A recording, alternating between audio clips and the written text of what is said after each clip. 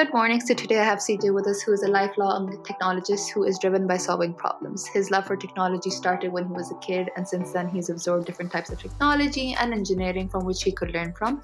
Over time, he also developed an understanding and balance between business strategy, product development, and technology, which is very important because if you believe in something and if you need to pitch for something, you need to have that good speech, but you also need to believe in what you're doing, which is what CJ does. Let's welcome CJ on 10 Minutes of Hiring Wisdom, where he started working remotely before it even existed. So this conversation will definitely be very interesting. Hi, CJ. How are you doing today? Hey guys, how's it going? Yes, pleasure to be here, Manal. Thanks for having me.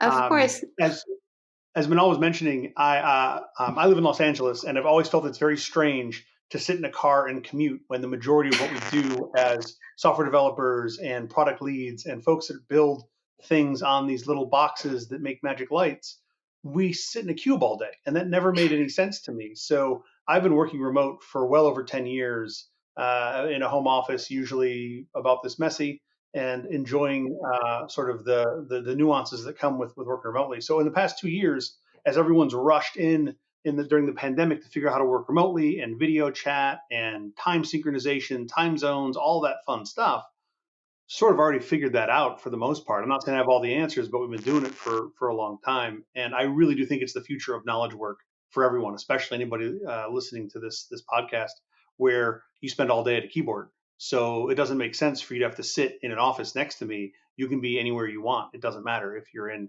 California like I am, or I've got team members, from that have been from Argentina or Singapore, China, New Zealand, Europe, all over the place. It doesn't matter. You figure out a way to make it work. Oh, So anyway, wow. happy to be here today.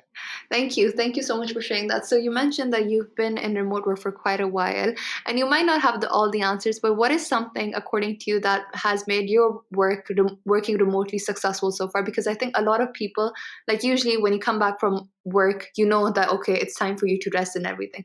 Usually when you're working from home, you don't know when to stop. I think that's an issue with me as well, especially on Fridays when I work from home. I'm just like, okay, where do I stop? Still have work to do. Do I continue?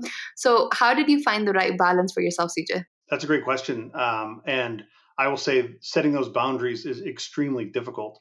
While I've been working remote for over 10 years, I've had a home office for over 20. And it's something I certainly still struggle with trying to understand when you're no longer working and when you're not, especially if you do anything, on your computer that's not work related. You're shopping on Amazon or browsing the web. It gets very, very blurry. So I totally appreciate that. What's worked for me more recently is really just using the clock and trying to set some sort of time boundaries. And then if I have something that I want to do personally, maybe it's taking care of my kids or going and spending a day at the park with them or something like that, I just put it in my calendar and live by it. I don't think it necessarily works for everybody, but those boundaries are super important because otherwise, as Manal said, you'll just spend 25 hours a day hammering away on the keyboard doing stuff that's, in your Jira backlog or whatever. And that's not fun or good for I anybody, mean, really. I think we could definitely take it from you, considering you've been working for 10 years and it has worked out. So you might have the answers that some of us are still struggling to get, especially because we were forced into the pandemic. So thank you for Sure. sharing that, CJ. My next Yeah, question for you. it's Sorry, go tough. ahead. But one other comment I'll make on that. There's the boundary aspect, which is certainly important.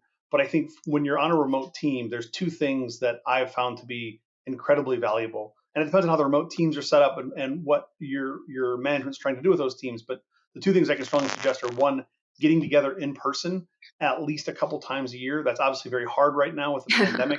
So we've tried to find some ways around that.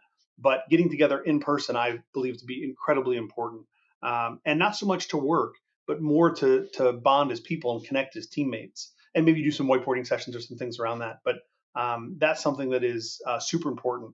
The other thing I found to be sort of a subset of that are having some synchronized calls.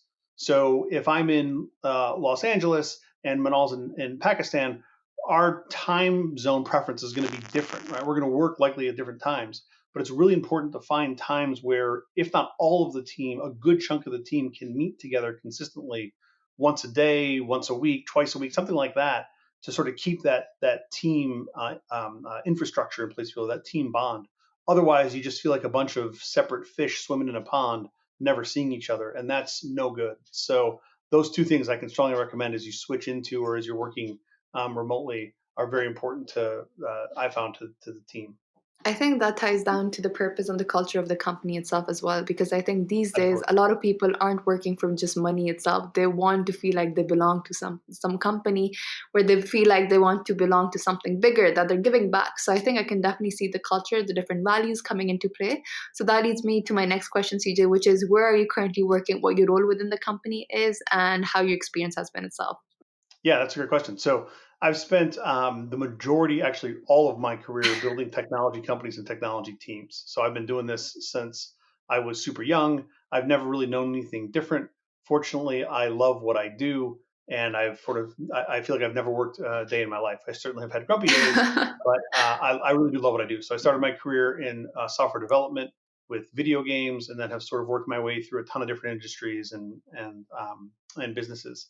So classically, or I should say classically, but over the past 10-ish years, I'm usually either starting a technology company or starting a technology or building a technology team. So most recently, I was the CTO of an organization with a 55 person engineering team spread all over the globe. So we had operations that came up in Dubai, and then the sun set on us in Thailand, and we were everywhere in between. So Europe, US, North America, Canada, Australia, New Zealand, China, cover that whole spectrum. We were on nearly every continent Wow. except for South America and Antarctica. So um, that's sort of the world that I come from, and with typically an eye towards software or software hardware integration. Like I've spent my whole career wrapped around software, so that's where I spend most of my time building solutions using primarily software with some hardware. I've done a lot of hardware design. I technically have a degree in it, but I've forgotten all of that.